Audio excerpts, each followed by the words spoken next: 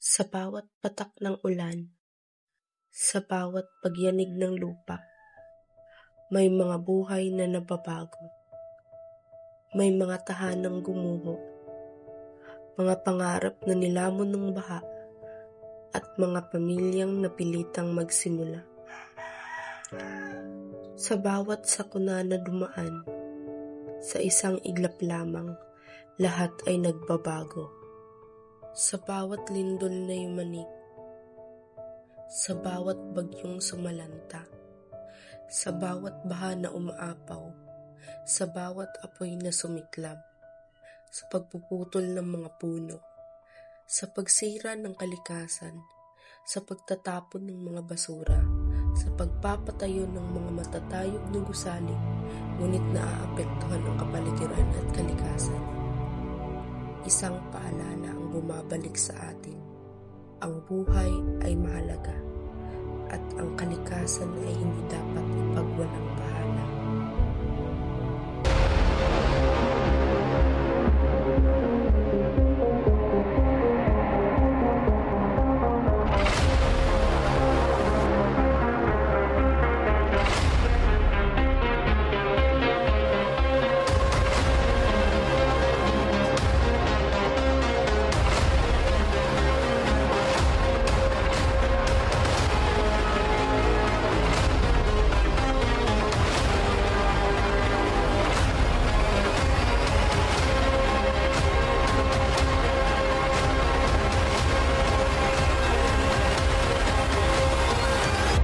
Ganito ba ang gusto niyong mangyari?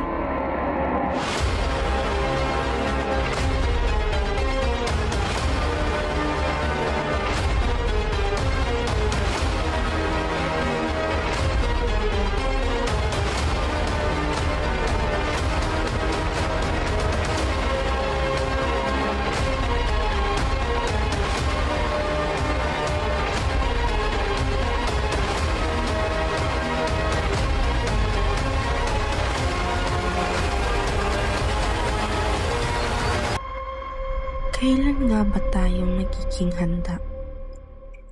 Taon-taon, milyon-milyon ang apektado ng bagyo, lindol at iba pang sakuna. Sa ating bansa, sakuna at kalamidad ay hindi bago sa atin. Bagyo sa hilaga, lindol sa timog, baha sa mga mababang lugar at iba pang kalamidad na nararanasan sa iba't ibang parte ng lugar.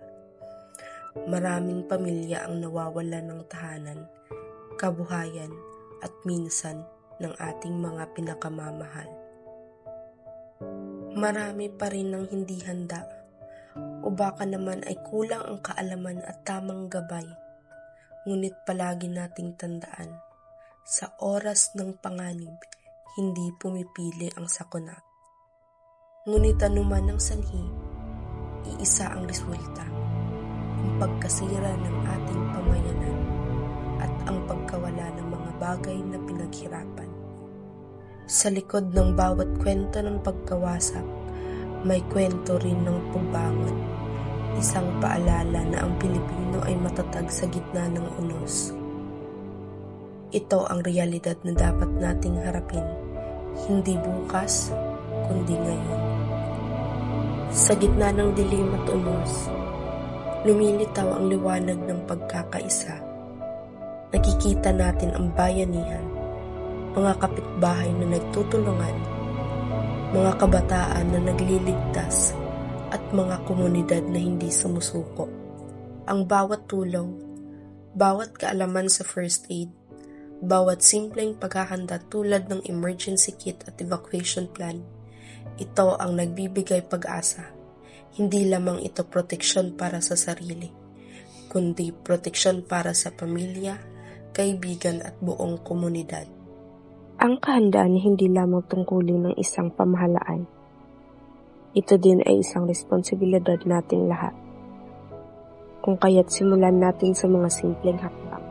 Kinakailangan maghanda ng emergency go bag na may pagkain, tubig, flashlight at mga gamot. Alamin ang mga evacuation center sa inyong lugar. Makinig sa mga babala ng Pag-asa at PVOX.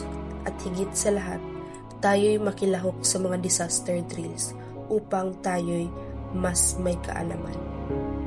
Ang simpleng paghahanda ay maaaring magligtas ng maraming buhay. Sa oras ng panganib, ang pagiging handa ay katumbas ng kaligtasan. Sa ating bansang sinilangan o ating bansang kinalakihan, ang bansang Pilipinas. Sa bansang ito, hindi talaga natin may iwasan ng mga sakuna, katulad ng bagyo, lindol, sunog o landslide at pagputok ng bulkan. Dahil dahil lahat ito sa mga pangyayari na hindi natin inaasahan na darating sa ating pamayanan o bansang sinilangan.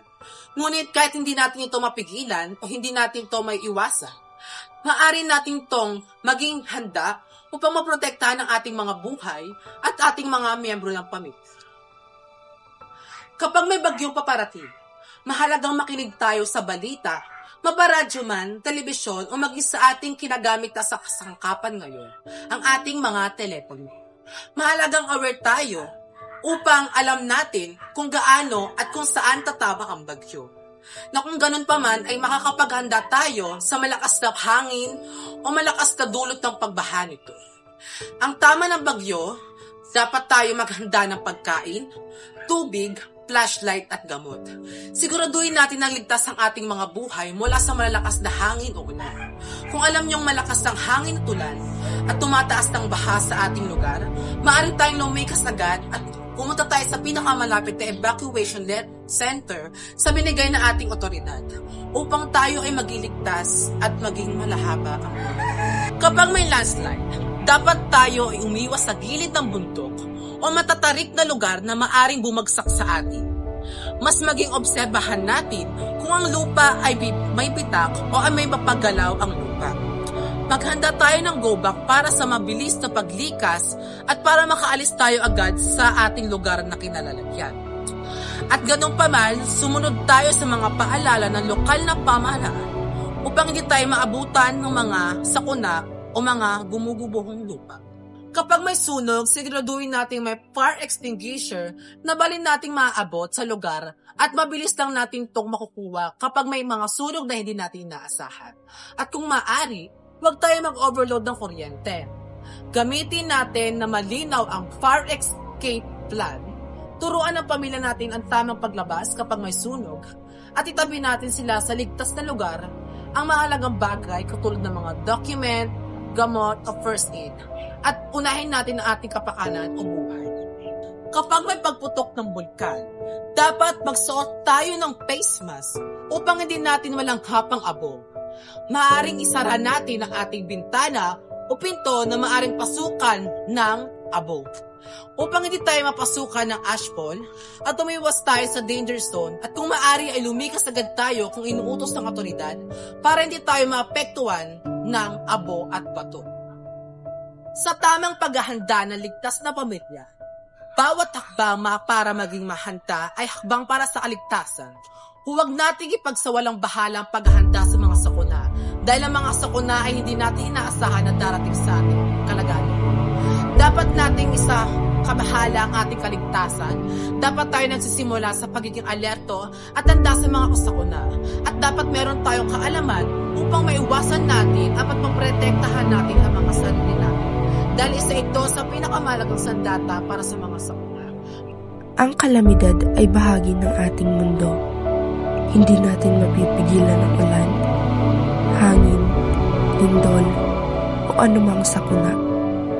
Ngunit ang kahandaan, kaalaman at bayanihan, ito ay nasa ating kamay. Maging handa, maging alerto, maging kabahagi ng pagbabago. Dahil sa panahon ng sakuna, ang bawat segundo ay mahalaga at ang bawat Pilipino ay may kakayahang magligtas ng buhay. Ito ang susi para tayo'y maging ligtas at para sa isang bansang matatag sa gitna ng anumang unos. Kahandaan, kaligtasan, pagkakaisa,